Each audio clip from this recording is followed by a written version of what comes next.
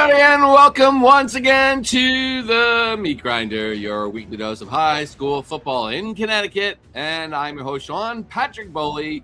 With me, not as always, but for the first time since last year's finale podcast, is Dave Stewart filling in for Pete McGuaga, who had, I'm happy to say, his baby girl, Charlotte, the other day.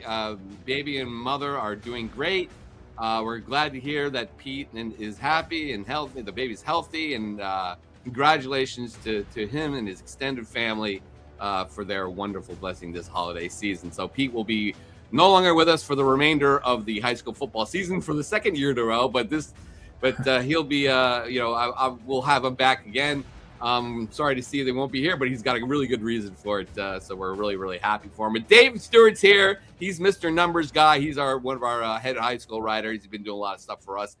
He's also in his undisclosed bunker as I'm coming to you live in beautiful downtown Hamden. Dave, how you doing? It's high school football championship weekend. No intro this week. Again, I'm sorry, just too much going on. We have so many people down, and I just couldn't pull together, but I'm glad to have you here. Thanks a lot. Glad to be here. It's a huge week, obviously, and a couple more days and we're through it. So it's interesting time of the year. Yeah, very interesting time of the year. We were all at the luncheon on everything kind of got pushed back, right? Mm-hmm. Because of the Tuesday games getting postponed and some of the weather and some of the sites got changed. But we were at the luncheon on Tuesday. Yeah, it was Tuesday morning over at TPC River Highlands. I'm not playing a little golf, a little too cold for that, but all the teams are there. Really great to see everybody and get to talk to some of the teams and offer our congratulations. Lots of new faces, which is very cool. Lots of teams we thought would be there weren't there, and some teams were ready to tell us all about how much we screwed up their picks, and a lot of teams we didn't have a lot of faith in. Northwest Catholic, Brookfield, among others, Bunnell. So that was a really good to see everything. I got to see New Canaan hanging out with Wilton. They're not Wilton, Windsor. They're both usually in the same playoff class, but not in the last few years. And they're all dapping it up and kind of taking selfies and photos. And got to talk to the Sheen kids. AJ Tatro was all over me, and they're talking about their games. And the Sheen kids they're obviously excited to be in the final. And we got to talk to Brookfield. We got to talk to a lot of players, lots of teams. It's such a hard thing to do. You weren't there, Dave, but that event is it's kind of a wild ride. Everyone shows up. You got to get your interviews quick. And, usually what we would do at this time of year is have like little interview vignettes, but with 6 finalists, it's really, really tough, but I'm excited. This is going to be great, Dave. Like I said at the top of the show, we, some interesting stuff. Some interesting names here, but the big thing was the sites. Here's the championship schedule right now. Originally we were supposed to play at Root Field and Central Connecticut State. Now we are just at Root Field and Rentschler Field up at UConn for the past few years. Rentschler is out this year. I guess they couldn't clear off some ice, or they didn't want to put in the effort to make the venue acceptable. They it just wasn't going to work out this year, so they decided to go to Willowbrook Park in New Britain. There was a brief moment on Tuesday that the hand-Killingly game was going to be played at the Coast Guard Academy, but the big caveat there was that you needed to have your government-issued real IDs, which I don't even have. Not that I was going to go out there for one game anyway and miss all the others back here. But that would have been nice for Hand and Killingly. Killingly usually has to traipse all the way over the state. But so after some complaints, especially from the Killingly side saying, wait, real ID, what if we don't have one? And what if we don't have a passport to get into the Coast Guard Academy? And they brought up the complaints to the CIAC, who just acquiesced. And they sent a 4th game to Willowbrook Park. So now we got a packed schedule. 10 a.m. with Hand Killingly. Then that's followed by Northwest Catholic versus Sheen, which was the original morning game. That's at 1. That's only 3 hours in between. And then you have Cheshire New Canaan at 4, another 3 hours between. And then at the night game, 7 p.m., Southern at Greenwich. Good luck, CIAC, getting those 4 games in. I don't know how they're going to make it work this year. And then the other 2 games are at a root field. Now, the reason why Central can't host more than 2 games is because they have graduation ceremonies earlier in the day, so they're only available for 2. I mean, look, the problem is this: we play so deep into December, and the weather becomes a big factor, and it just becomes really tough for CIAC to kind of keep some of these big college sites. I'm almost half a mind where you're like, you know what? Maybe if Central Connecticut can be accommodating, that's great. But at the end of the day, maybe we should just stick to our old standbys. Willowbrook Park, obviously, but playing 4 games is really tough. I don't know where teams are going to warm up. I mean, you think about it, Dave. 2.5 hours is a game typically. What if somebody gets hurt, or what if there's a delay somehow? I don't see that last game or the last couple games getting off. I don't know. And then there's parking. Just your thoughts on playing 4 games at Willowbrook.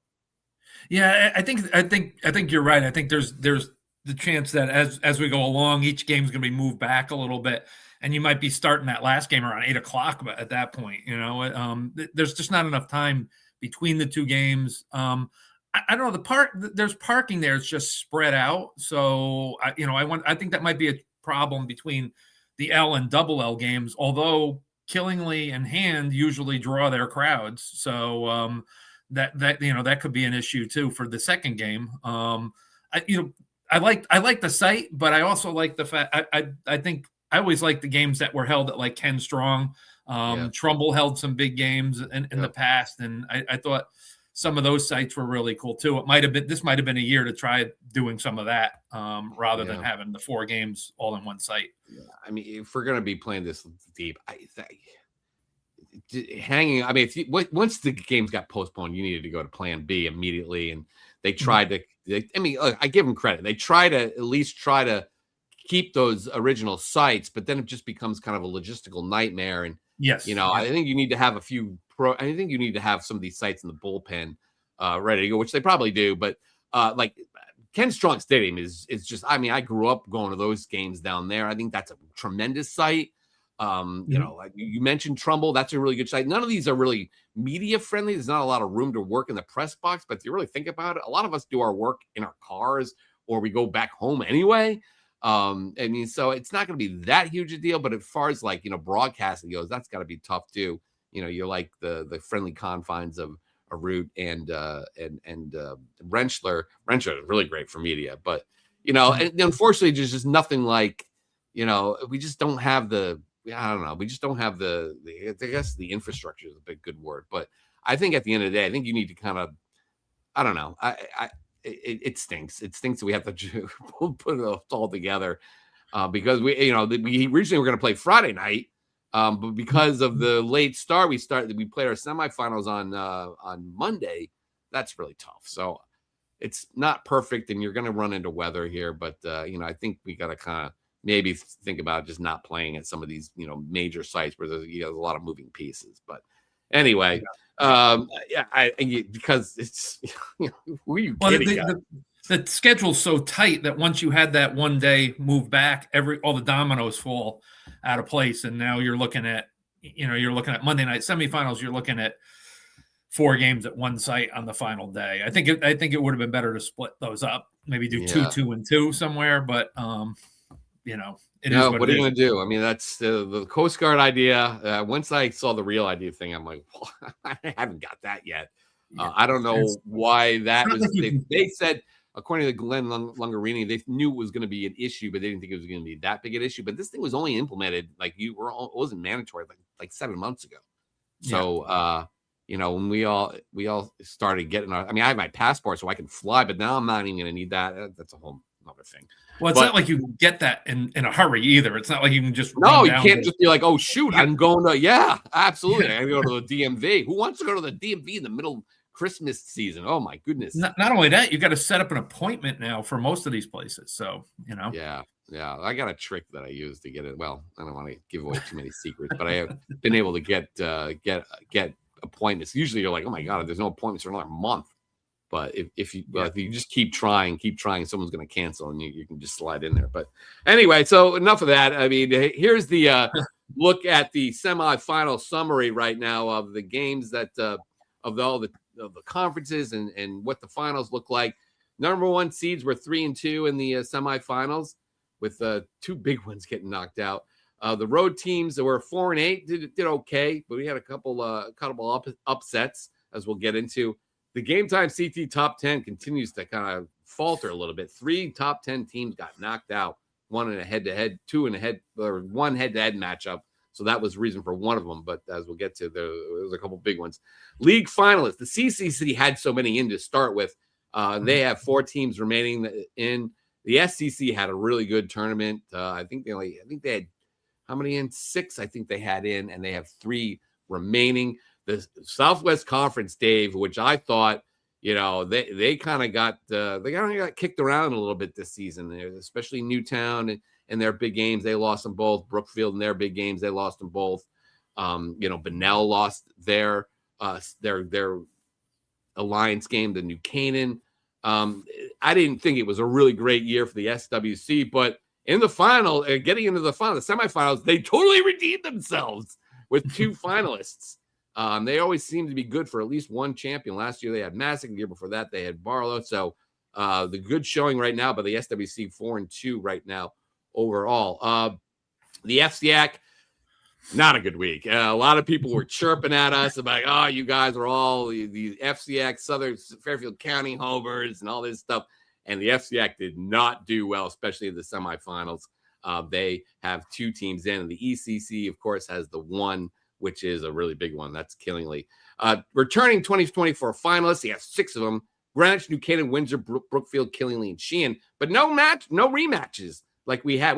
How many rematches did we have in last year's final, Dave? Last year there were 3. And now this year there's none. I think that's great. I think it's kind of cool. It adds a little bit of spice to the finals. I think not having the matchups, not having the rematches. Yeah, a few teams getting in here. The returning there are 3. Oh, sorry, I had that wrong on the turning. There are 3 returning champs: Greenwich, New Canaan, which is the 3-time defending champion, L, and Killingly. It's up to 6, man. I gotta get a proofreader for these things. Because last week I had Greenwich playing Fairfield Prep at Greenwich when Prep was the number 2 seed. Everyone's screaming at me on God, I'm sorry. It's just a lot. Anyway, so that's 3 returning 2024 champs: Greenwich, New Canaan, which is going for its 4th straight, and then Killingly. Longest finals drought. Bunnell finally getting in there for the first time since 2008. When they won back-to-back titles. Cheshire, 2009, and Northwest Catholic has been there first time since 2009, and they're all the same for the longest title droughts. Northwest Catholic has never won a state title. They're looking for their first when they play Sheehan. Bunnell looking for their first since 2008, and Cheshire, of course, their first since 2009. This time, Dave, nice note, no Bloomfield, no Ansonia for the first time since 2011. Now, that was back with 4 state champs, but interesting that neither of them, I mean, Bloomfield had been to 6 straight finals. 6 straight finals. Yeah, 6 straight finals for them, and of course, Ansonia is always in the running for a championship, and they got to the semifinals this year. But it's first time, long time, So it'll be interesting, and Northwest Catholic getting to go for their first one is it's always cool when you see a team that hasn't gotten a championship get another shot at it, and possibly make some history there. Yeah, absolutely. So that is the semifinal summary. The very interesting matchups this week. As we mentioned, we have some really good games. I mean, a few that we thought were going to happen, and a few that just aren't going to happen. So here's how we're going to do this. Not a lot to show. We're going to roll through all the semifinals, and Dave is going to cue in and make his picks. We're going to pick our champions. All these teams at the luncheon saying, please don't pick us. Please don't pick us.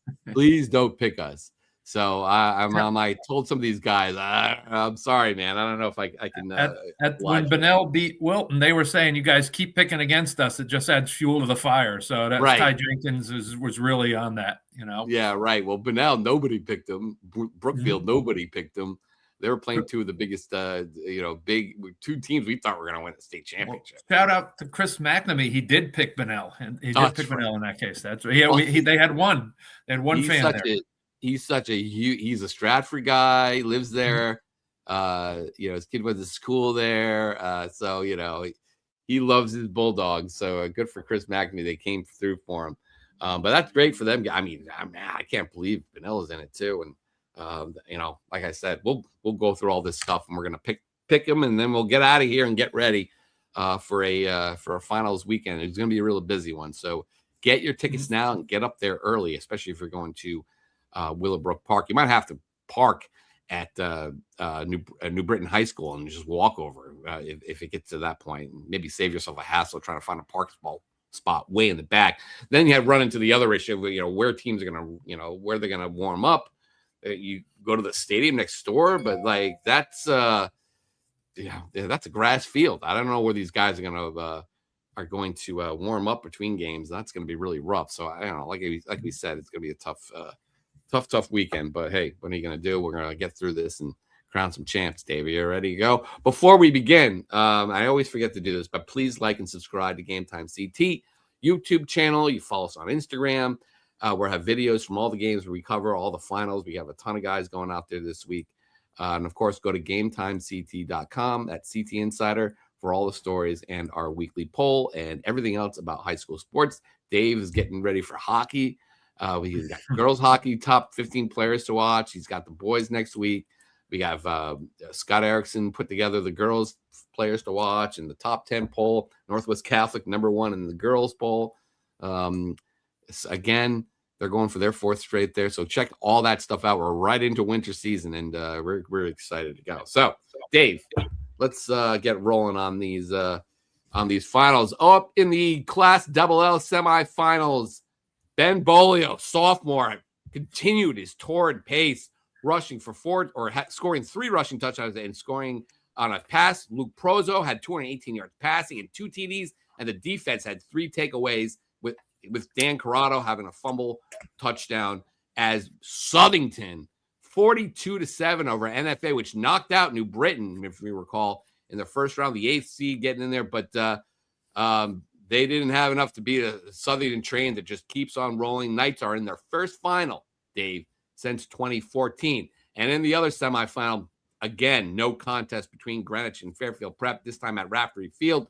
Hector Lopez ran for 152 yards and 2 touchdowns. Phil Tarantino added a $104, and Greenwich overall had 265 yards rushing, and they returned to the Class LL Championship to defend their title. And afterwards, after the game, Anthony Morello talked about how they got back to the final this time after the year before. The last time the previous time they'd won a state championship and they went in as defending champs, they got knocked out. Now he talked about how they were able to go for another chance at a repeat.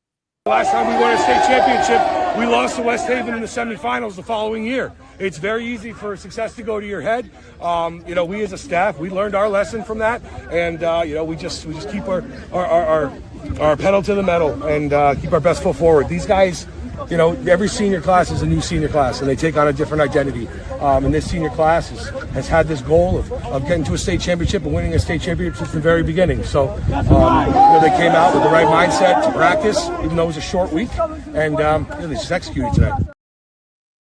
Absolutely. And Greenwich, Anthony Morello took over, he ran into some issues to start, but then now they are just absolutely rolling right now. What is this? Their 3rd final in the last since the pandemic started. Since we came back from the pandemic in 21, they won. Right? Is that right? Or am I missing? No. Yeah, third Class LL final for Greenwich, and they are just, right now they look like a pretty big favorite, Dave. But let's take a look at the bracket right now. How that all fell together. And here it is, the Class LL bracket. The #1 seed went out real early. And then Southington now took care of Glastonbury, and they are on to the finals. They had another just awesome victory. Ben Bolio has been absolutely crushing it, the sophomore running back. 3rd string. Read that story on Game Time CT. 3rd string all the way up to one of the best backs all of a sudden in high school football. And then Greenwich on the other side taking care of Fairfield Prep, going for that 2nd straight title. So, Dave, how do you see this matchup? I saw Southington early. I haven't seen him, the new look Southington, especially with Bolio running the ball. But how do you see this matchup? You've seen Greenwich plenty. I just want to say that I love the fact that Anthony Morello is wearing the sleeveless jackets, no matter how cold it is. He did that at the final last year, it's too. A tradition like no other. That's awesome. But yeah, you're right. Southington may be the hottest team coming into the state finals at this point. And with Bolio running, I think it's something like 19 touchdown rushes in his in 5 games since he became the starter. So I mean, they found something there. They found the right combination, and they've been hitting it now. That being said, Greenwich is Greenwich, and they always seem to be there at the end. And with that defense, that's tough. I think they'll be able to. I think they could be able to slow them down, maybe not stop them completely. But yeah, I like Greenwich's chances here. Is that a Greenwich pick for you, Dave, or what do you got? That would be a Greenwich pick. Yeah. All right, that's going to be a Greenwich pick. It's a tough one, though. Yeah, I mean, look, Greenwich has been really good all season long, and I mean, Jack Kelly running the ball and Hector Lopez running the ball. I mean, they had a mid-season kind of blip where they they lost to New Canaan, that number 1 versus number 2 game. Then they lost to Wilton just shortly after that, and we're kind of like, oh man, what's going on here? But ever since then, they've really kind of rallied together and got to the final here. They've been playing great. 2 wins over Staples at the end. But this is an interesting matchup, and I'm really, really, really torn on where to go on this one. I mean, Bolio has been great, and getting Luke Prozo back at quarterback. I mean, their backup played great too during that run. It's going to be a really fascinating game. Do I want to pick against Greenwich here? Oh boy, I don't know, Dave. I'm still debating it in my head right now. I'm gonna go with Southington, Dave. I'm gonna pick the Knights. You know what? I feel like you just said it at the top. They've just been playing great. They're on a big time roll now. I'm gonna go with the Blue Knights. I know they don't want to hear that. Grant's probably hooting and hollering right now. They're really happy. All right, someone's picking against us. We'll use that as our motivation. But Greenwich's defense has been great, and I don't think Southington is playing anything like that. But you know what? I just think they're just kind of catching lightning in a bottle right now, Southington. I'm gonna go with the Blue Knights right on this one. I can't believe I just did that, but hey, you know what? When Pete was here, all we did was pick the same ones until we got to the final. You know what? To the final S. And this time I'm going to kind of roll the dice here and see if I can, make some hay, because you're up in the poll rank, the picks. You've been killing it. I think I'm like 4 games back or so. I gotta make some sort of waves here. So I'm going to go with the Blue Knights. They really did find a gem though with Bolio. No matter what happens in the final. I mean, he's been just phenomenal since he took over as a starter.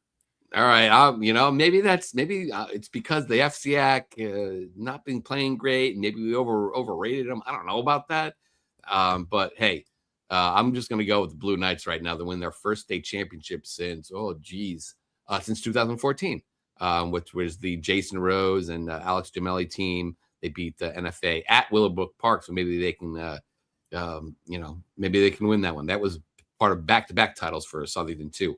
All right, I made that pick. Let's go to the Class L. Take a look at what happened there at Dunning Field. New Canaan, number 1 ranked, number 1 seeded, made short work of Hartford Co-op, 43-6. Finn Mako had a pair of touchdowns. Andrew Esposito had an interception return for a touchdown. And the Rams have reached their 4th consecutive final, looking for their 4th consecutive state championship. And Jaden Booth had a 50-yard TD catch from Claflin Coy, the freshman quarterback, but New Canaan was able to handle them pretty easily, and they go into a matchup against a very interesting team. Here on the other semifinal, here's what happened when Cheshire played Ridgefield.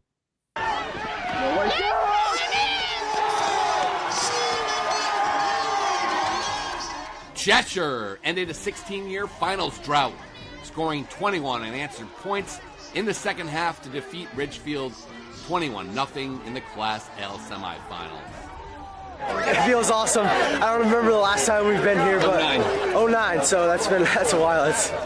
So it feels amazing. We got the team for it. At halftime, we made some adjustments, came out swinging, and we just played our game. So after After wasting a pair of scoring chances in the first half, Cheshire turned in a much more determined effort in the second.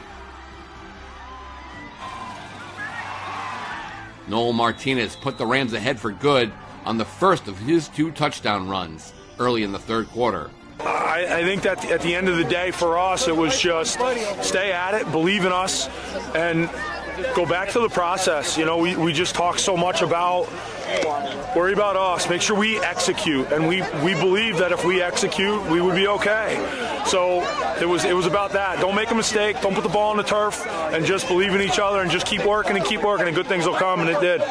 Lineman Hunter Herron, meanwhile, led the charge on defense with 3 second-half sacks and a forced fumble. We've been working as a team all year to do this. We started back in January just working on footwork and hand placement. And I mean, it really did pay off tonight. I felt that the O-line was leaning forward. I could do a double swipe and it would work out pretty well.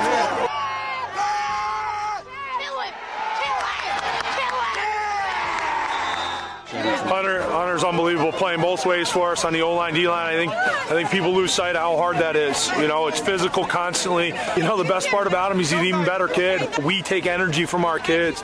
He brings such positive to that room and to us as humans. And again, he's a good football player, which makes it even better.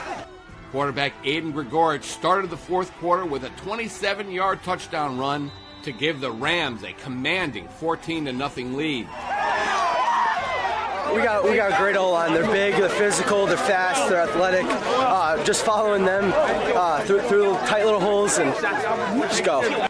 And Martinez added the insurance score by dragging half the Ridgefield defense into the end zone with just about 3 minutes remaining.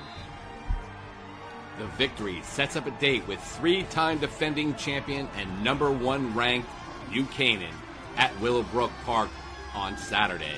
This feels amazing. I mean, we've had the best group of kids we've had in a while. Everyone loves being around each other. Everyone just has the best times. I feel like we definitely earned it, to be honest. We weren't handed anything. They're a damn good football team, but we are too. So we're going to put in our work and practice, and we're going to go battle. And there you go. There's Aiden Grigorich. They're a damn good team, but so are we. Right now, there's the wrap-up. New Canaan, again, beating up on Hartford Co-op, the out of the Pequot League. Hadn't seen anything like New Canaan. I mean, they're a good team. Harvard, they got some athletic. I was talking to some of the New Canaan players after at the luncheon, and they were like, yeah, they got a lot of athletic kids, and you know, I think they're going to be pretty good down the road if they can keep that up, especially the quarterback who's only a freshman. But you know, New Canaan is New Canaan, and they are just rolling right now.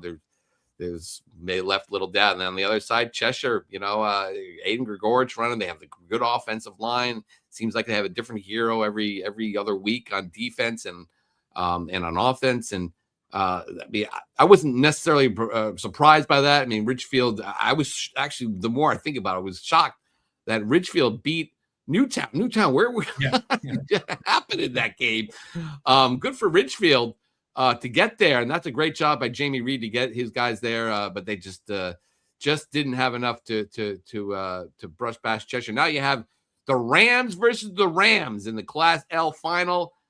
Cheshire, almost kind of like Southington, they lost early, and then they did lose to Southington late in the year. A pretty big. It was kind of a wipeout, to be honest. It was a wipeout, but they've really come on in the second half of the playoffs here. The Ludlow game, that game almost got away from them, but the Love injury kind of helped them come back in that game. They still had to score. They still had to go up against the defense to score all those points. They've scored in the second half almost all their points in the playoffs. And there it is, Cheshire versus New Canaan, two legacy programs. Cheshire, though, looking for that first title since 2009 when they beat, I guess it was an upset. They beat Staples in that crazy final in overtime, fumble at the goal line, and they were able to survive. And this is good for them. This is Coach Don Druss first. He was assistant on that team for Mark Ecke, but now he's finally got his guys into the final, and he keeps pounding it away. It's all about family. Our kids love each other. All they do is hang out with each other, and it's a special group. So as we look at this, I mean, should I go first, Dave, here on this one? I guess I'll go first.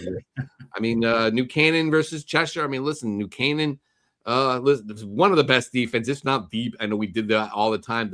One of the best defenses in the state. Everybody makes that claim this time of year, but I think right now with St. Joe especially going down, New Cannon's defense is one of the best remaining. Obviously, a Player of the Year candidate in Andrew Esposito, but then you have Ryan Brooks, who's kind of come on as a receiver as well, and Maddox Hoffman's been playing great at the quarterback, and their offensive line is really, really tough. And they just kind of, with Chris Sylvester running that defense, they kind of just bleed you to death, and they find ways to beat and stop your best players.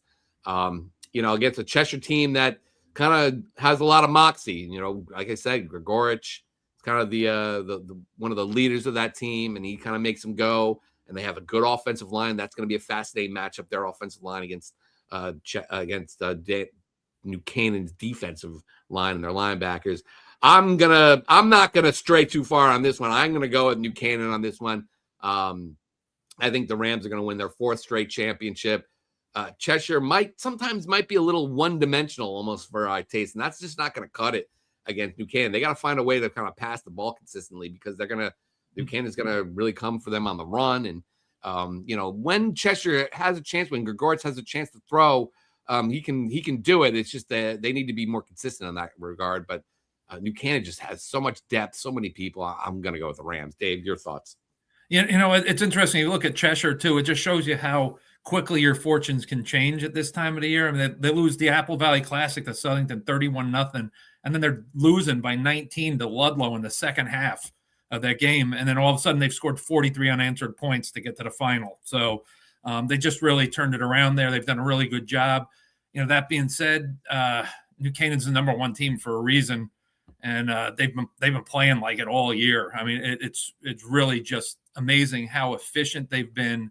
No matter who they're playing, good teams that are middle of the road, teams that haven't had a great season, they just keep going, and they just keep motoring. So, I'm picking New Cannon in this case, and I think that's the way you got to look at it at this point. Is that nobody's been able to step up and stop them, and I don't see that. I don't see Cheshire as being the team to do that. On Saturday. Yeah, I just think New Cannon is the complete package. All right. Interesting note on New Cannon too. If they win and they do finish as the number 1 team in the poll, that's the first time a team has gone wire to wire as the number 1 team in 9 years. Darien did it in 2016. So we've had a lot of shakeups throughout the years, but they've held on to it. Yeah. Look at him. We call him the numbers man we don't call him the numbers man for nothing, Dave. That's a great little tidbit. Wire to wire. They were number 1. I remember like a couple of years ago, I'm debating New Cannon again. I'm not going to make them number 1. They were number 1, and then they were number 1 last year. But now this time they have this has probably been their best team of this run. I mean, you can argue it a bit. I think this is, at least as far as the complete package go. Again, they've lost guys to injury, different guys to injury all over the field. And, Esposito obviously was a big one, and there were some other nicks and bruises, but they just kind of it's just a program. They just slot guys in and take care of business. So I see that I think Cheshire might be able to hang around, but I think it'll be too much Cannon at the end. All right. That was the Class L final. Let's move on to Class Double M, as I'm looking for my stuff here. Where did it all go? But Windsor, they shut out Newington. Their CCC rivals 42-0. AJ Robinson had a great game. You accounted for 5 touchdowns. Bessoni Brown had a couple touchdowns on a run and on a pass. And the defense pretty much did all the rest. And it was just kind of pitch and catch for the Gatorade State Player of the Year, AJ Robinson, who's looking more and more like QB1 as we continue this. But they took care of Newington, a team that was offensively challenged all season, and and just didn't have any answer for Windsor in the final. Windsor gets to the final where they go in there to try and get their first title since 2014. And in the other semifinal, Dave, you were at this game. Bunnell upsets upsets Wilton 21-20. Ricky Miller had a big touchdown run. He ran for a $146, right? Let's see, where is it? Yeah, 26 carries, 145 yards on a TD. And Bunnell gets to its first final since 2008. Wilton scored a couple touchdowns late, had to go for two or went for two, didn't get it. Bunnell defense came up big in that. Wilton's Charlie Calabrese had 2 touchdowns. Dennis Dustin had 1, but that one, that's just they're just separated by a point. I watched the game on NFHS Network afterwards, and Ricky Miller running the ball was massive.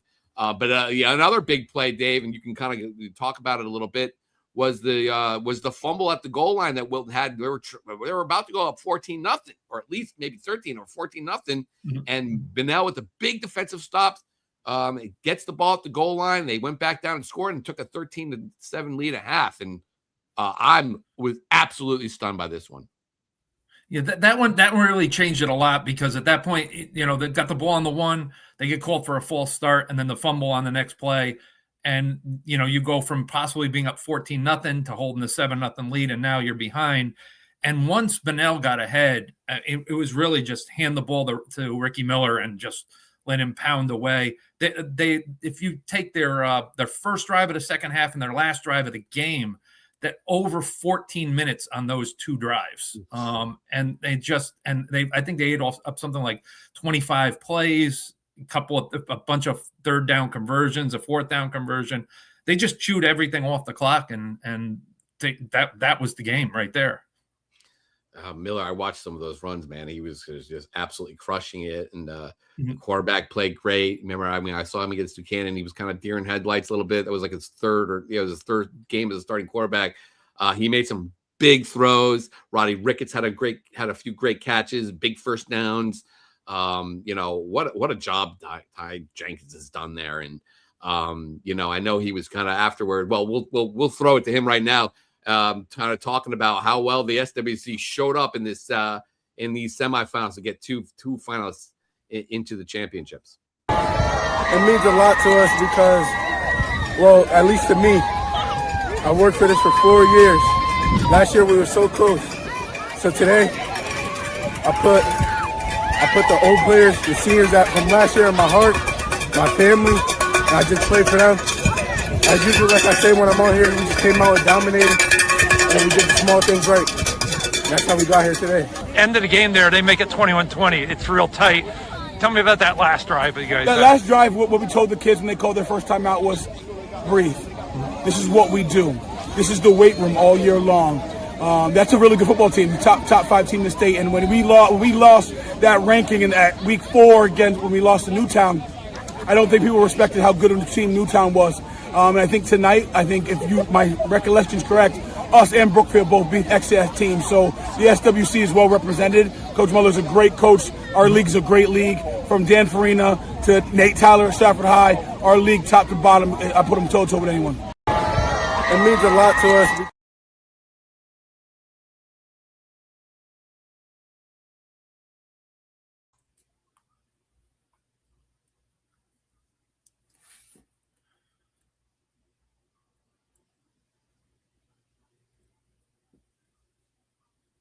I think you're on mute. How did I get it muted? Oh boy. Yeah. All right. As I was saying, oh man, we need some help here, man.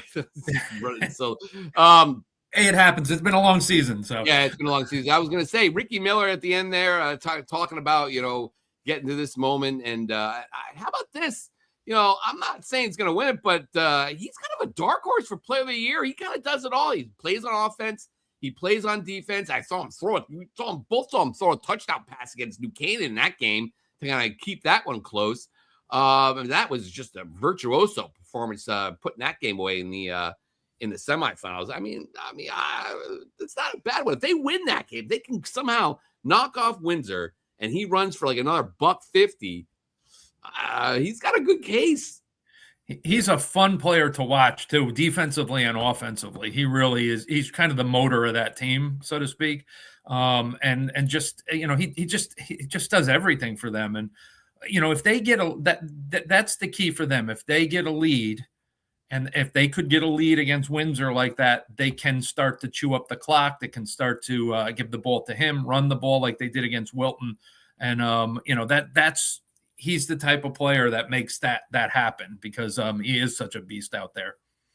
Yeah, I mean, he's certainly great. I mean, obviously, Roddy Ricketts is another guy you got to watch out for. If they can get him the ball, that'd be great. But here it is, Windsor just absolutely dumb. The only loss Windsor had was to Southington, and that was kind of a surprise, a little bit of a wipeout there, to be honest with you, which kind of makes me feel a little bit better about my pick when they play Greenwich. But clearly, Southington answered the call. But Windsor has picked it up since 2 straight shutouts in the playoffs. Haven't allowed a point yet. Benell kind of playing with a little house money here. Windsor, though, if you remember last year against Massac, that game, they were undefeated going in. Didn't just couldn't put it together in that final. Now they're back again, and I saw some of those guys after, and I said, you guys got to be itching to erase that from last year. And they said, oh yeah, we can't wait. We feel like we're playing great. And we're ready to go. So good job by Windsor, Dave. This is a tough matchup. Benell, I don't know. What do you think? I'll let you you've seen. I haven't seen Benell since the New Canaan game. You've seen him recently, and I don't know. Have you seen Windsor yet? I haven't seen Windsor live at all this year. I have not. I did not see Windsor. I saw Benell a few times, and I do like what they've done. And one of the things, like Ricky Miller was saying there in that interview, was that he's looking back at last year's team, and I think these kids have really bought into what Benell has done and what Ty Jenkins has done there, and really, just building that program up to where it is right now. That being said, Windsor's been playing at a different has been playing at a high level recently, and AJ Robinson, I mean, man, the last few weeks he's been crazy. He's got 21 touchdown passes in the last 4 games. I mean, setting state records. He could set another one for yards in a season in the final. He's right now he's playing at a different level than everybody else, and I think that's the difference in this game. I think that's what's able to put Windsor over the top for this one. Yeah, I tend to agree with you, Dave. I think Windsor just so many weapons. I mean, Masonic Brown has been one of the state's best receivers. He's up there, but Robinson is just playing at another level. He's absolutely. We've had some years where I can't figure out who the quarterback is going to be for first team All-State, and right now. I don't want to give anything away, but he is the leader in the clubhouse. We'll see what happens in this final, but he's been looking great in this. He's the Gatorade State Player of the Year. That's certainly going to help.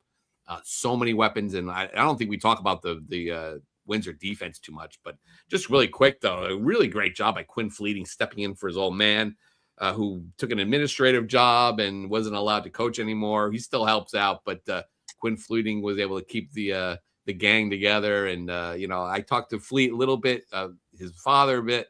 I said, so, how do you think? He goes, well, it's good to, if he wants to, if he wants help, he'll ask me. And sometimes I want to give him my opinion. You didn't want to hear it. So I think that's healthy and that's good. And, he's done a really great job. But if he ever needs anything, his old man's going to be there to maybe answer some questions. But Quinn done a great. Shout out to Quinn Fleeting, though. He and his wife had a child this past, what was it, right before the quarterfinals, I believe.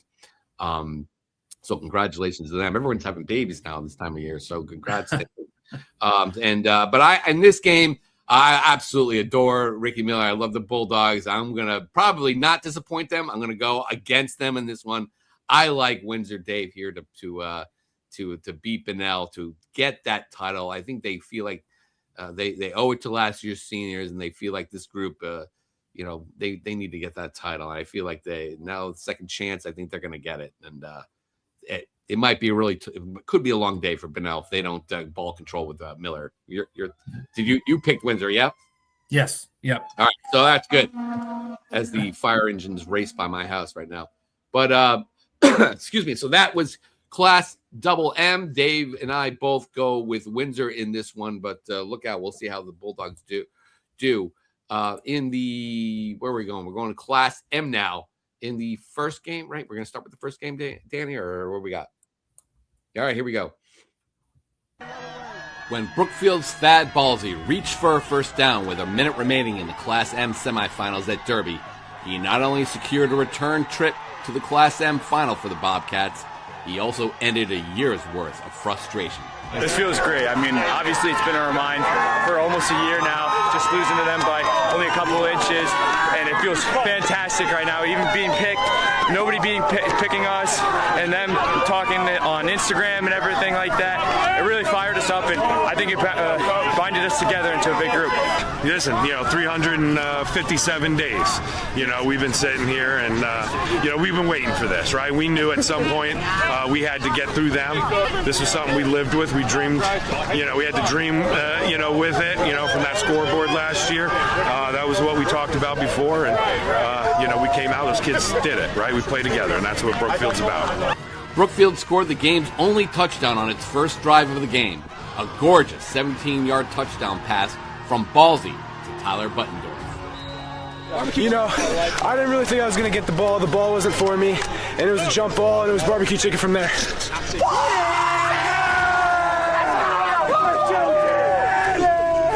Barbecue chicken!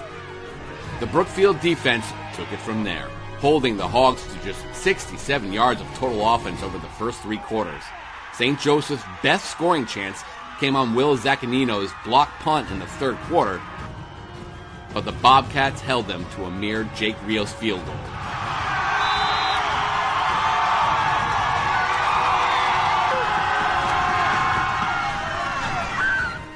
Our defense, we've prepped all week. We watched countless hours of film, countless hours of practice, and our defense was able to get it done without our offense putting up enough points. Brookfield forced 2 turnovers in the final quarter.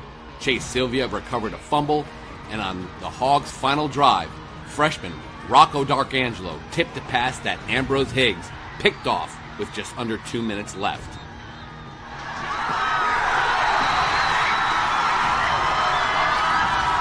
Our defense is a big part of how we play, and having Chase come back and him being next to me at linebacker, and we also had a freshman out there named Rocco, and he stepped up too. He's a big kid, and he's a good player, and we needed him to step up, and he stepped up for us. Being a senior, this being my last year, losing to Daniel Hand in Newtown definitely sucked, but it prepared us for this moment right here, and it prepared us for the state championship that's coming up. It's awesome. We kept that revenge in our mind for the whole year, and we got it done. We got the young guys fired up, and we're going to go celebrate. An absolutely stunning result at Derby's Deep Filippo Field. St. Joseph, a team that we had just been, just praising all season long. Oh, the defense, the offense is coming around. And Brookfield absolutely took all that and stuffed it in a trash can. And it had a little barbecue chicken afterward to celebrate. They carry the chicken wing into the state finals, but I hadn't seen Brookfield all year. They kind of came up, I know Brian Muller after the game was, kind of explaining the 2 losses, because I know that kind of stuck in their craw a little bit because Han had a bunch of turnovers that made a lot of points in their big loss there. And then they lost to Newtown, but it was a close game at halftime. Newtown just put it away with some Pavia runs and, I think it was Pavia, but anyway, but it was a 21 to nothing or 21-7 loss or something like that. And they were like, guys, look, we were in all those games. If you really want to look at it. And I'm like, yeah. Okay. Whatever. But they showed up, and that defense was absolutely unbelievable in this game. Dad Ballsy, he was D-line first teamer for us. He's great at quarterback. Kid can play.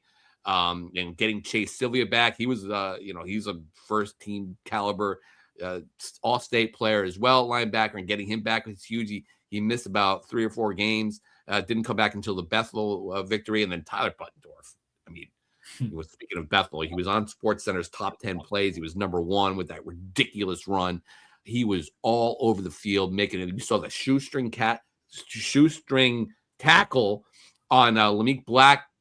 St. Joseph tried a lot of everything. H.C. Jones really struggled at quarterback, and they even threw a Lamique Black in at Wildcat. That couldn't get it done. They couldn't run. They couldn't pass. And even the few times you thought, okay, here comes St. Joe, Brookfield found a way, Dave, to really, really put the brakes on the repeat. And that's great for Brookfield because they lost to St. Joe. Remember that they were down big in that game. Yeah. Tyler Buttendorf had a fumble that ended up as a touchdown. Nice to see a little redemption tour here. They finally knock off St. Joseph. the two FCIAC teams we thought were almost shoo-ins. At least I thought Windsor was going to be playing Wilton. St. Joe. We were calling it the St. Joe Invitational. Dad Ballsy was, he was riding me about that. And hey, what are you gonna do? And I'm sure that's what we love covering this sport for things like this. I mean, your thoughts of the St. Joseph Brookfield game? Yeah, the one thing about St. Joe's this year, their defense has been just phenomenal. Their offense at times has been kind of slow moving, so to speak. It's not one that has a big strike capability, or not as much as they've had in the past anyway. And I think that, Brookfield kind of took advantage of that and was able to slow them down to the point where they kept them out of the end zone the whole game. But it's got to be so satisfying for the Bobcats to win that game after what happened last year in the final with the 1-point loss, and to now get to the final and to beat St. Joe's along the way. And glad we got the barbecue chicken mention in there, at least somewhere along the line, because that kind of took on a life of its own, this year. So it's been incredible. Oh my goodness! It's been from day one too.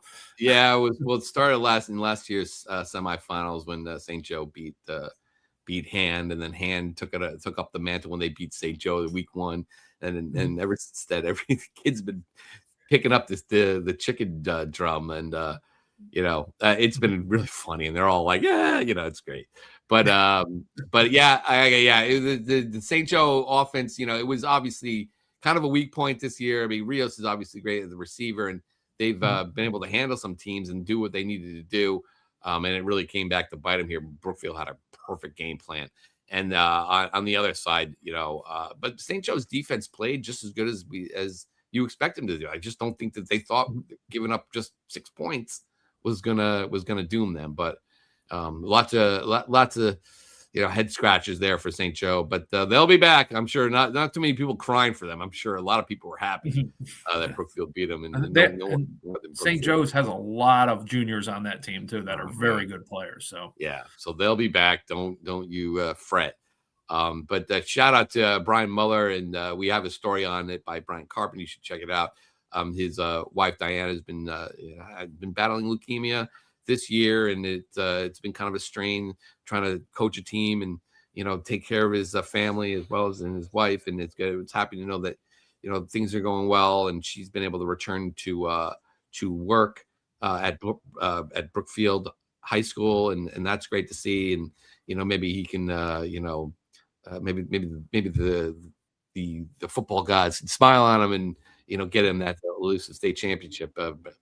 Brookfield has not won it since 2015 when they beat New Fairfield in that crazy game at Ken Strong Stadium. But in the other game over at Sage Park, Berlin took care of Holy Cross. A really tough game for the NVL. One of the few of them.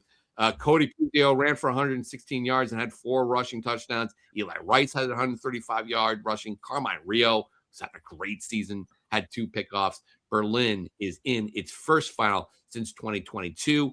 And John Capodice in his triumphant return to the Berlin sidelines, undefeated, as they're one of the 3 undefeated teams going in to this final. New Canaan and New Canaan, and who's the other one? Oh, Killingly being the other.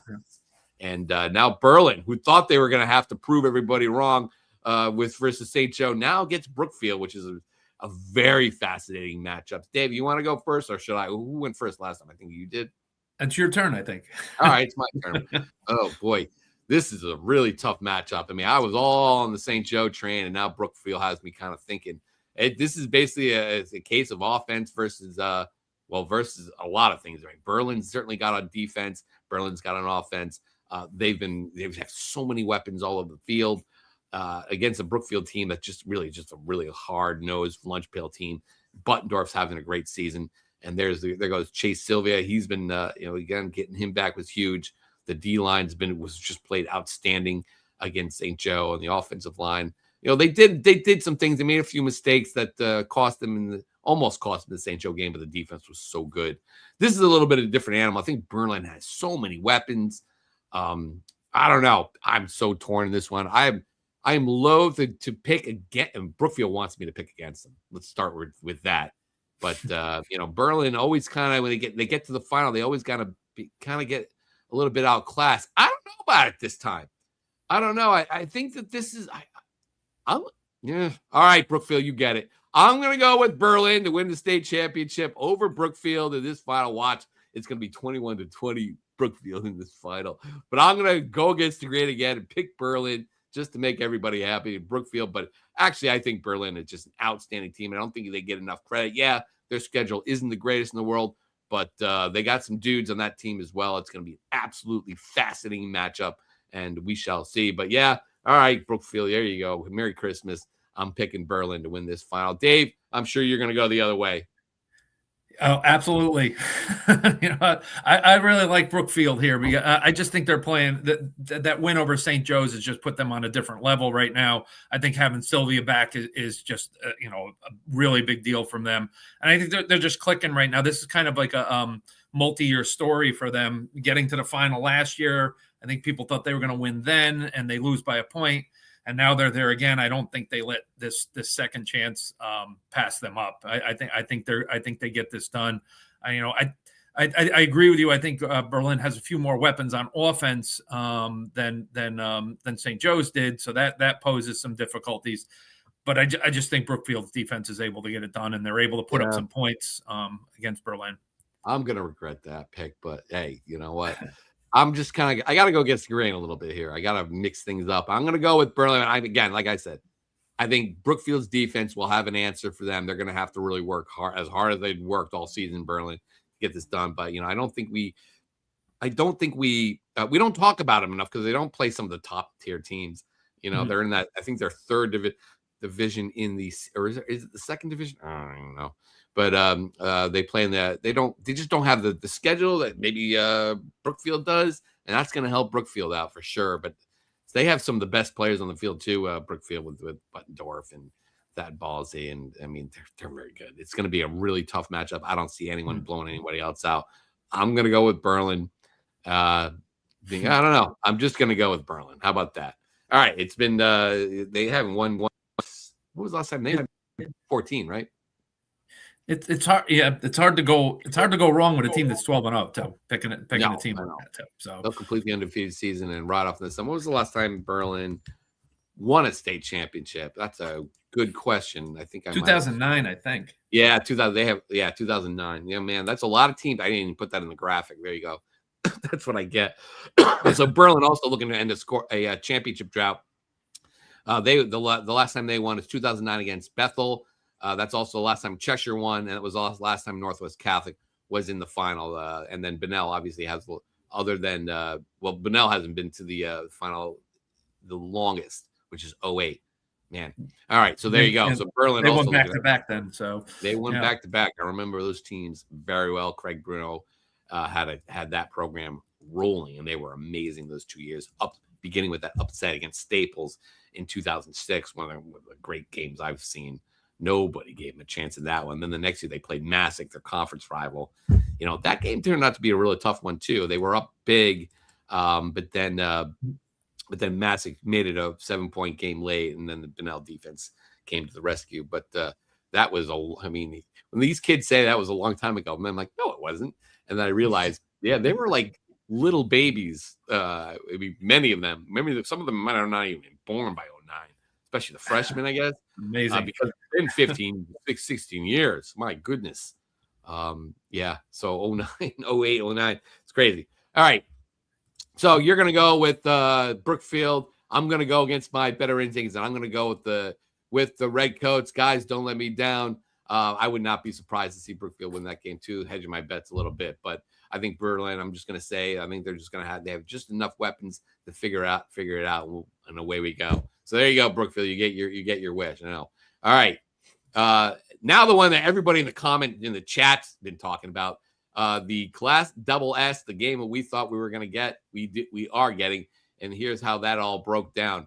Up at Killingly, Hayden Allard, another big day. He's a Player of the Year candidate. 16 carries, 237 yards, and 4 touchdowns. Killingly reaches the 6th state final in 8 seasons. Is that 6 or 6 and 8? Yeah, and they're 3rd in 4. Meanwhile, at the Surf Club, Stone Lecky, 2 TD runs, and a 27-yard pick six among his 2 interceptions. Luca Boyce had 2 TDs. The Tigers are in their second final in 3 years, looking to win their second title during that span. And here it is, SEC versus the number 2 team. They're up there in the rankings against the ECCs, the train and the engineer, Killingly. Big matchups. All these guys here, Killingly looking to kind of have has a little bit of a chip on its shoulder, saying like, we can play football too. A lot of people comparing Killingly to the time they went down to New Canaan and lost. Guys, that was a young Killingly team. They went on to get to the final that year. The year, I think it was the year after. The year after, they won it all. Last year, beating up on Sheen. Sheen's now down in S. Now they got to play another SEC team in hand. Big offensive line, big defensive guys. They got some guys who can burn it. Dave, you're up for this time. Killingly versus Hand in the game that's going to be the matinee game down at Memorial Stadium, 10 a.m. Be there. Get your tickets now. What do you think? Well, we didn't see this one coming, right? This one. The one game we actually picked. I think, by the way, quickly, I think I picked Bunnell to get to the final early on. At least Pete did, or somebody did, against Windsor. So I think we nailed that in the preseason. But this one we picked as well. This was an easy. I wouldn't doubt that Bunnell looked really good early in the year, between Killingly and Hand, these teams have put up 185 points in the first 2 rounds of the tournament. So they've handled both teams they've both faced in the first 2 rounds, and to get to this point, it's a real intriguing matchup. You've got history with both of them. You've got great players on both teams. I mean, Hayden Allard is just going crazy running the ball, and he's got, I think, 6 pick sixes this year, or 5 this year, and 6 in his career, setting state records on defense like that. Both these defenses are strong. Both the offenses are strong. I guess for me, what makes a big difference is I look at the schedules they play. Yeah. And Hand has just played so many good teams. I mean, they have St. Joseph on their schedule. They lost to Cheshire in overtime by 1 point. They beat Brookfield. They're in the finals. They beat Fairfield Prep, which they made it to the semifinals. I tend to like Daniel Hand in this one. I just like the idea of I think the Tigers just are playing at that level, and they're the pick here. Yeah. Well, I mean, look, I think Killingly can match up absolutely with Hand. I think it's going to be a fascinating game. Mm-hmm. They got some big dudes up front. They got one of the state's best players, clearly, in Allard, and obviously his brother Hunter Allard is really good. And then Quinn, do I want to say Quinn Sumner all of a sudden? Is that the quarterback for Quinn Sumner? Yeah. Yeah, Quinn Sumner. I almost thought that he was the quarterback years ago. I don't know, getting my guys mixed up. But he can make some throws, and they're not just one dimension. They're not the run over people teams they've certainly evolved Killingly over the years. But you're right. I mean, I think the one game you want to look at, they beat up Massac, which was impressive. Though Massac wasn't Massac last year, of course. The other one was Bishop Hendricken. That was an interesting game. They beat them rather well, and a team that came down here and played. And I don't know anything about Bishop Hendricken. So I don't know. And they did win there, or I don't know. What did they finish? Like 5 and what did they finish? Bishop Hendricken. I got to look. I know certainly a bunch of dudes up here will tell you, but I think they were obviously pretty good in the Rhode Island. And that was the one that kind of Killing people point to. Look, we played that team pretty well. So, but again, Hand just does it in every single week. They were the Davids versus Goliath against Fairfield Prep. And they were able to handle that game in that. And then obviously Cheshire was an interesting one, but St. Joe, they just kind of answered all comers. I mean, their D-line is so good. Paul Penix has been great. I mean, you have Casagrande at linebacker there. These guys are absolute dudes. Lecky's is a burner. You have Bobby Ray's been playing great at quarterback this season. I think that they are just kind of little. I mean, it's just a different. When you play all the schedule they have, it's just different. and it's not that Killingly can't compete with them, and I think they will compete with them. But I think Hand has the dudes to offset, what Killingly has been able to do in some of these other games. I like Hand to win this game. I don't think it's going to be. I don't think it's going to be like Hand's game from a couple years ago when they just obliterated Rockville in the final. I think Killingly is certainly up to the challenge in this one, but I think Hand pulls away late and wins the state championship. Their second in in 3 years, right? With Killing, I was at that Killingly Massac game, and Killingly just looked just overwhelming in that game. And I know Massac had a down year, but it was still. Yeah, it was still impressive what they did, and the Bishop Hendricken win, I think, is their best win, by far. I think that's the one that you can hang your hat on there. That being said, you got Daniel Hands played, a bunch of teams that are tough. You got, I think it's 2 in the finals right now. They're lost to Cheshire and the win over Brookfield. St. Joe's made the semis. Fairfield Prep made the semis. So I just think that's what you got to look at there. I would be stunned if Killingly won. I'm not going to put it past them. I think they can win. I still would be stunned if they won. I mean, in this spot, Hand is just Hand, And I talked to Hayden Allard and I talked to one of their linemen before the game, and I was just like, they feel like they've developed these last 10 years, and with Chad Neals, they've developed kind of the same type of pro Hand since. Larry Ciotti put it together in 1971. But I think they feel like they're starting to build that type of culture where the community really gets involved. They have a great, it's like going to the movies now, on a Friday night, go out to instead of going to the movies now, you go see Killingly, Well, to be fair, to be fair with Killingly, I think if you put them into a league where SCC or FCIAC where they're playing one of those schedules that's really tough, I think they'd hold up well. They would. I think they definitely hold up well. And I just I think right now Hand's schedule this year in particular was stronger. All right. I mean, I big Killingly. I don't think they're going to. I think it'll be close. I think Hand pulls away late. They'll figure it out. I've been wrong plenty of times before. I'm going to get I'm already looking at it. I'm looking at absolute obliteration right now in the picks this week. But hey, you got to take your shots, right? So I'm going to go with Hand in this one. You're going to go also with Hand, and we'll see. I mean, Pete, I know, for all you guys, everyone in the comments talking about it, Pete would absolutely go with Hand in this one too.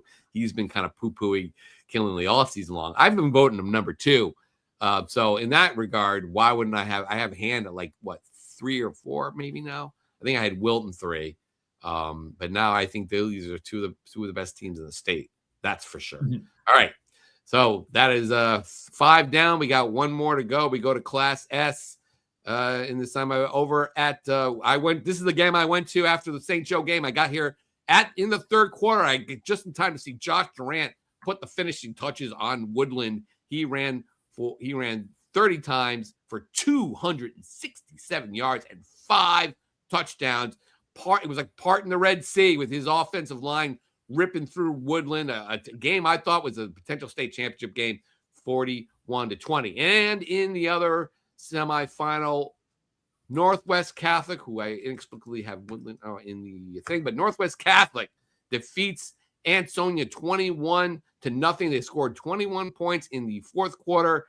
Vinny Bergbank had 2 fourth quarter TD passes. Caden Davis had 6 catches for 66 yards, and Northwest Catholic reaches its first final, 2nd overall since 2009. They have never won a state championship. An amazing job by Mike Lenz and that group. I mean, we went to see them early against Barlow, and the pitch and catch duo of Vinny Burbank and Caden Davis, absolutely ridiculous. They don't have a ton of depth there. That might hurt them in this game, Dave. But it's going to be very fascinating. To beat Ansonia is no small thing. I know it's not your brother's Ansonia team, but with those players there, I give them a shot. But that Sheehan win over, I have Ansonia Woodland in that stupid graphic. So anyway, it's been a tough week. With all these guys being out and Pete gone, and It's a long year. It's a long, long year, and we're getting to the finish line. But here's the Class S bracket. Here it is. Woodland. I thought that was going to be the state championship, and it might very well be. And this is Sheen's to win here, but that was an absolutely dominant performance, 41-20. I was there literally for 10 minutes, hung out with our guy Kyle Brennan. Durant goes off for 2 touchdowns, and he made it a 3-score game, and that was that. But in this game, Dave, did I go first, or where are we on this? Where am I? Am I going to go first? I think you're first in this one. All right, I'm first in this one. Like I said about Sheehan, that was an absolute obliteration of Woodland in the semis. Again, I thought Woodland had the horses to contend with it, but Sheehan's offensive line, like we're saying about Hand, Sheehan plays this SEC or SEC tier 2/1 type of a schedule. That's a legacy thing. They don't have tiers anymore, but they play Fairfield Prep. They play Cheshire. They play all these teams in the SEC, and Sheehan's just a little old Class S school, and it certainly bulks them up for this time of the season. Yeah, they got beat by Killingly last year, but this is a much better team than last year's team. And there's our guy, Caden Davis, catching a ridiculous touchdown against Barlow earlier in the season. But Sheehan's O-line is the big difference here, and their depth, which is kind of strange to say about Sheehan. I think they're going to wear Northwest Catholic out, and they're going to win this game. I think Northwest Catholic is going to give it a run. Davis, Burbank, great. And their defense has been pretty good this season as well. Northwest Catholic, again a shutout against Ansonia in the semis is no small thing. But I just think Sheehan is just now become the freight train of this class. I'm going to go with the Titans. Dave, your thoughts? I would love to pick Northwest Catholic in this one, just because I think I like what Vinny Burbank is doing, and what Davis has done, and the fact I like that storybook type of thing where they're going for their first ever championship. But I have to agree with you on this. This Sheehan's just has taken it up a notch for the state tournament. They play a tough schedule during the regular season. Durant just looked unstoppable the other night against Woodland, and I feel like Sheehan's the class of Class S at this point, and I think they take this one. Yeah, I think that's not stretching credulity at all. But yeah, I mean, got to stop Durant first, and if you can even somehow slow him down. Again, you saw those highlights there that Woodland's. He was not. They didn't even touch him, and those 2 touchdown runs, he was wide open. And but I like the chutzpah of Northwest Catholic, Yiddish word, and I'm using it for a Catholic school. But hey, I like it, and I like I like they've been great all year, and they've had an amazing job done there. But I don't. Great job for Northwest Catholic, though, knocking off. You knock off Cromwell Portland in one round and Ansonia in the next. They got Ansonia in the next round. So, those are 2 strong, historically strong programs. So, they got it done to get there. But yeah, I think Sheehan's a brick wall for them. All right, so we'll kind of double back. We got the Class LL. You went Greenwich. I went Southington. In Class L, we both went with New Canaan. In Class M, we both went with Windsor. In Class M, I took Berlin, and you took Brookfield. And Dave, by the way, Dave is crushing it in the picks. So, like, if you're a type of guy who likes to kind of play the odds. Get one more. Your best bet is Dave. Yes, Dave shows up their annual Pick'ems trophy, the Magic 8 Ball. The 8 Ball. We both, so I went with Berlin. You went with Brookfield. In Class SS, we both went with Hand over Killingly. And in the Class S final, we both went with Sheehan. So there you go. So that Dave, thanks for kind of pinch hitting here. We'll see you back at the final. Maybe we'll see if we get a guest for some champs, and away we go. Well, where are you going to be on Saturday? Have we figured that out yet? I am at I'm going to be in New Britain somewhere. I'm going to be at Veterans Park there. I haven't figured out which games I'm going to stay for. I know I'm going to be there for Class L, definitely. So we'll see some of the others.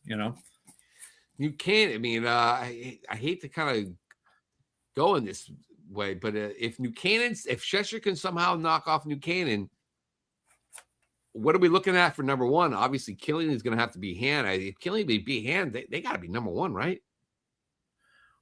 I would think. I mean, you could say the same thing with hand. If they win, you could say the winner of double S could be number one if New Canaan lost. If New Canaan lost, that's the whole thing. It's in New Canaan's hands. I know Killingly has they have a case, but if New Canaan wins with the schedule they have, it's a no-brainer, obviously. Especially if Greenwich wins to kind of validate that one. But I mean, right now, that's kind of like what we're looking at. We're looking at if New Canaan doesn't win, then it kind of falls to the Class Double S one. What about Windsor? That's another one. Windsor's also another one in there. That loss to Southington was hard. That was 21 points, I think. They would need Southington to win that fight, but then Southington doesn't have a claim, I don't think, because they lost twice. But if you're looking at Killingly, if Killingly won, they're undefeated, longest winning streak in the state. You know, and then if hand wins, the only loss they have is by 1 point in overtime to Cheshire. So, and then Cheshire would have beaten New Canaan, right? New Canaan, So if they did that, so then that's where New Canaan win, they're going to be number one. I mean, I don't want to. There's some people still voting Killingly, but if that somehow Cheshire could pull that off, and that would be number one, a huge upset. No ifs, ands, or buts about that. Then it falls to Class Double S, I guess. And then, I guess that's where it ends because one of those teams is going to win. I think those two, whoever wins that would be the number one team. So there you go. I don't know where you would fall on that. We'll have to see how these things play out. But I think that's going to be a podcast, right? Do we have anything else to do? I don't think we have anything else to do. I need to get some sleep. It's been a long week. It's been a long year. I know people are tired of hearing that, but great seeing everybody at the luncheon. Shout out to all the guys. I got to talk to Windsor, like I said, and all those dudes. And I will not be Windsor. I will not be at your game. I'm sorry, disappoint. Will not be at your game on Saturday. There's just too many games going on in Willowbrook, including potentially for a number one. So I will not get to see Windsor this year. So unless we get a freak snowstorm, we're not supposed to get snow this Saturday. It's supposed to be nice, well, cloudy but nice. In the sense that it'll be cold probably, but not snowy. So probably no chance we go, an extra day, God forbid. But I think the snow is Sunday too. What they're saying. I think it starts late Saturday night. Hopefully by then we will be out of there. But it's gonna be a long, long day. I'll be at Willowbrook Park all day, and get anxious to see some finals, and away we go. So, all right, I think we'll call that a podcast. Thank you, Dave, for showing up. Sorry for all my type of mistakes, and just bear with me as we plug along here without Dad Pete Paguaga. It has a nice ring to it. So congratulations, Pete, on his first child. Him and Molly and Dave are doing well. So if you just joining us, Pete will not be here for the remainder of the season because he's a new father. So good job by him. And thanks for everyone for joining us. And we'll see you out there. Get there early. Say hi if you happen to see me running around or say hi to Dave. And you can rag us all you want about our picks after you win, and that'll be fun. So, all right. Anyway, let's get out of here. For Dave Stewart, I'm Sean Patrick Bowley. We'll see you at the championships on Saturday.